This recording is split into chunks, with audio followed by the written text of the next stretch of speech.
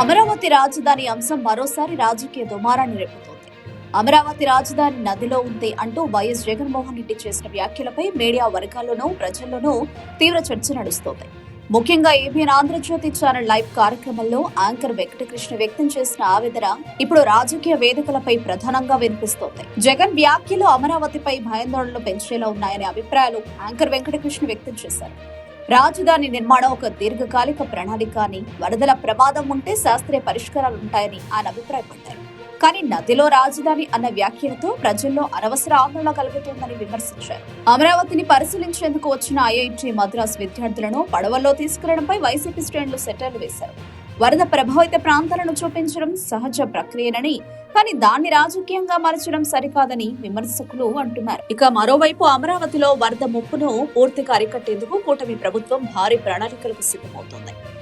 దాదాపు 10,000 కోట్ల వ్యయంతో 6 ఎత్తిపోతల పథకాలు, 3 లిఫ్ట్ ఇరిగేషన్ ప్రాజెక్టులు నిర్మించాలన్న యోచనలో ఉంటాయి. ఇవి అమరావతి ప్రాంతాన్ని సురక్షితంగా ఉంచేందుకు ఉపయోగపడతాయని ప్రభుత్వం చెబుతోంది. అయితే ఇక్కడే అసలు రాజకీయ ప్రశ్న మొదలవుతోంది. రాష్ట్ర ప్రయోజనాలు తాకట్టు పెట్టి రాయలసీమ ప్రాజెక్టులను ఎండగట్టి, ఉత్తరాంధ్ర ప్రాజెక్టులను పక్కన పెట్టి కేవలం అమరావతికే 1,000 కోట్ల రూపాయలు ఖర్చు చేయడం న్యాయమేనా?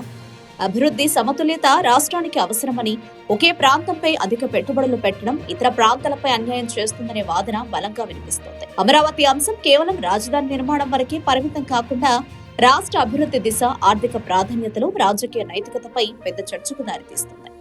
యాంకర్ ఆవేదన అయినా, రాజకీయ విమర్శలైనా చివరకు ప్రజల ప్రయోజనాల కేంద్రంగా నిర్ణయాలు తీసుకుంటారా, లేక రాజకీయ లాభ నష్టాలే గెలుస్తాయా అన్నది వేచి చూడాల్సిందే.